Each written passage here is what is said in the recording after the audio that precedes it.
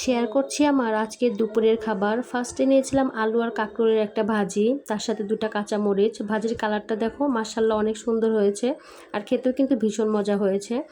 ভাজির সাথে আমি একটু একটু করে কাঁচামরিচ ভেঙে খাচ্ছিলাম, খেতে কিন্তু ভীষণ মজা হয়েছিল। তারপর নিয়েছিলাম আমার আরেকটা পছন্দের তরকারি, এটা হচ্ছে আলু আর বেগুন কাচকি শুটকি দিয়ে রান্না হয়েছে। যে কোনো শুটকি কিন্তু আমার কাছে খেতে ভীষণ মজা লাগে, আর সেটা যেভাবে রান্না করুক না কেন। তো এটাও খাবারে শেষ করার পর আমি তারপর নিয়েছিলাম বাটা মাছের তরকারি। বাটা মাছটাও আমার কাছে ভীষণ ভালো লাগে, বাটা মাছের ভাজি রান্না সব কিছুতেই আমার ভালো লাগে। আর এটাও আলু বেগুন দিয়ে রান্না করা হয়েছিল। তো বাটা মাছের তরকারি দিয়ে ভাতটা সুন্দর করে মাখিয়ে আমি একটু একটু করে মাছ আর সাথে কাঁচামরিচ ভেঙে খুবই মজা করে খেয়েছি। আমার কাছে সবসময় সবজি, যে কোনো সবজি কিন্তু খেতে ভীষণ ভালো লাগে। তারপর আমি খাবারের লাস্টে নিয়েছিলাম ডাল। ডালের সাথে মাছ খেতে কিন্তু অনেক মজা হয়।